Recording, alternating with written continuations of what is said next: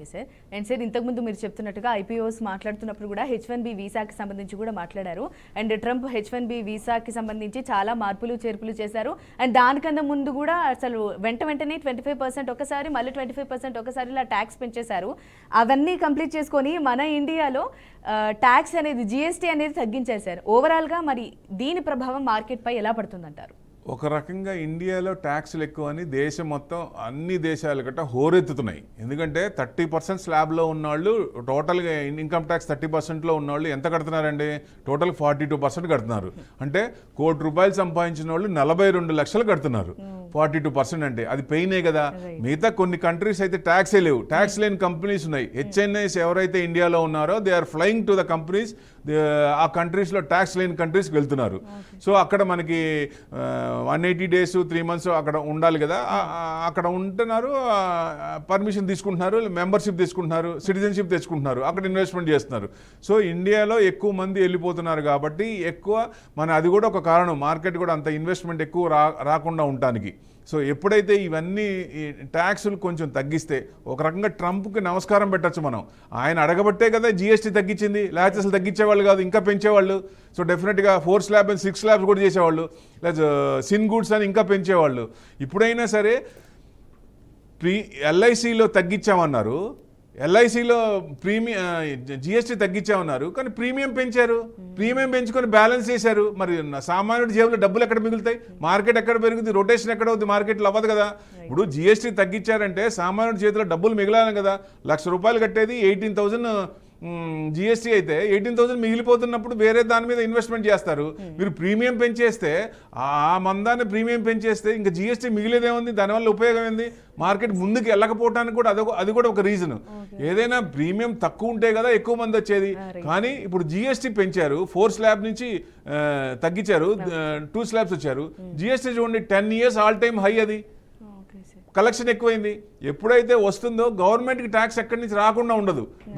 2 slabs ఉన్నా ఎక్కువ దాంట్లో వస్తుంది. సిన్ గూడ్స్ ఇంకా పెంచకుండా సిన్ గూడ్స్ తగ్గించుకొని, సో స్లాబ్లు అనేది ఇంకా ఇది చేస్తే, మీ పార్టీలో వాళ్ళే సుబ్రహ్మణ్య గారు చెప్తున్నారు కదా ఇన్కమ్ ట్యాక్స్ ఎత్తేయండి అని.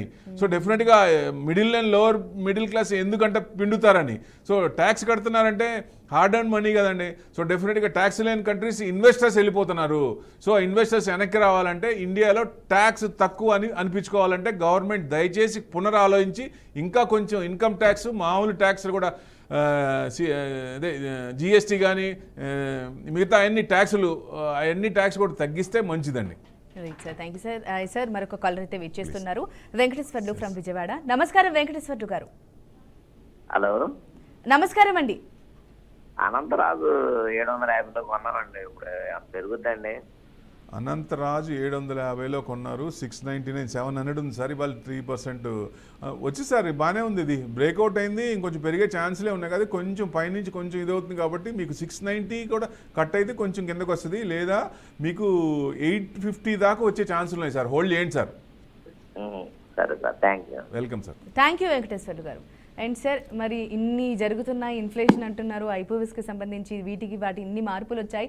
మరి కరెంట్ ఆల్రెడీ ఎవరైతే ఇన్వెస్ట్మెంట్ స్టార్ట్ చేసి షేర్ మార్కెట్లో ఉన్న వాళ్ళు ఏది కంటిన్యూ చేస్తే బాగుంటుందంటే ఎలాంటి స్ట్రాటజీ వాడితే బాగుంటుందంటారు? ఇప్పుడు ఫ్రెషర్స్ అయితే ఒక ఐడియా ఒక స్ట్రాటజీ ఉంటుంది, ఆల్రెడీ ఇన్వెస్ట్మెంట్ చేసిన వాళ్ళు ఇంకో స్ట్రాటజీ ఉంటుంది. ఇప్పుడు ఫ్రెషర్స్ తీసుకుందాం. ఫ్రెష్ మంచి ఇప్పుడు మార్కెట్లో రావాల్సిన వాళ్ళు ఇప్పుడు సంపాదించినప్పుడు ఫస్ట్ మీకు SIPలు చేయండి, సిస్టమాటిక్ ఇన్వెస్ట్మెంట్ ప్లాన్ చేయండి.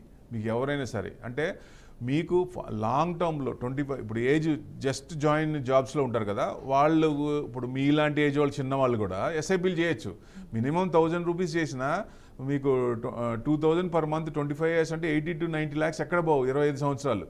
సో మనకేమవుతుందంటే ఇప్పుడు పూర్వులు తాతల తరముల ఆస్తులు మనం అమ్ముకోని మన అవసరాలు తీసుకోకుండా ఉండాలంటే మార్కెట్స్ నుంచి ఫైనాన్షియల్ అసెట్స్ ఫామ్ చేసుకోవాలి. ఫామ్ చేసుకొని మీ టార్గెట్ ప్రకారం ఏముందో నెక్స్ట్ 25 years పిల్లలు బయటికి పంపించడానికి కానీ, లేకపోతే వాళ్ళ చదువులకు కానీ, మ్యారేజ్కి కానీ ఒక్కొక్క దానికి ఒక SIP పెట్టుకోవచ్చు. పెట్టేస్తే 10,000 per month 25 years వేసుకుంటే 5.5 కోట్లు ఎక్కడ పోవు. సో SIPలు అందుకే అట్లా పెరుగుతున్నాయి, 26,000 కోట్లు పైన వస్తున్నాయి. మార్కెట్ ఇంత పడకపోవడానికి కారణం కూడా అదే, ఎక్కువ మంది అటు వెళ్తున్నారు. సో ఇదివరకు చాలా డిఫరెన్స్ ఉంది.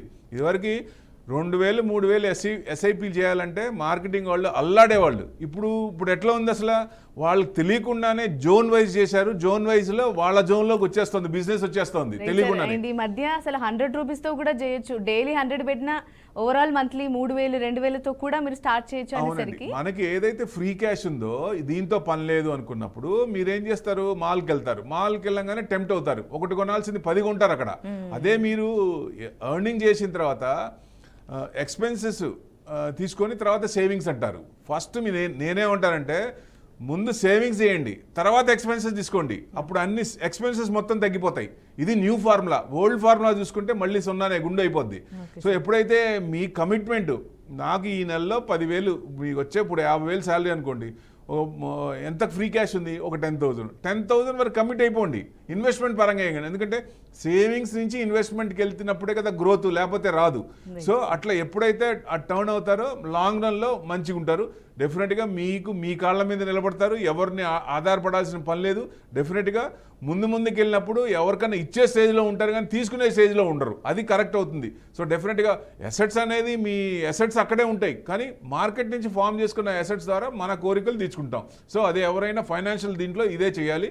చేసినప్పుడు అందరూ హ్యాపీగా ఉంటారు, దేశం కూడా బాగుంటుంది.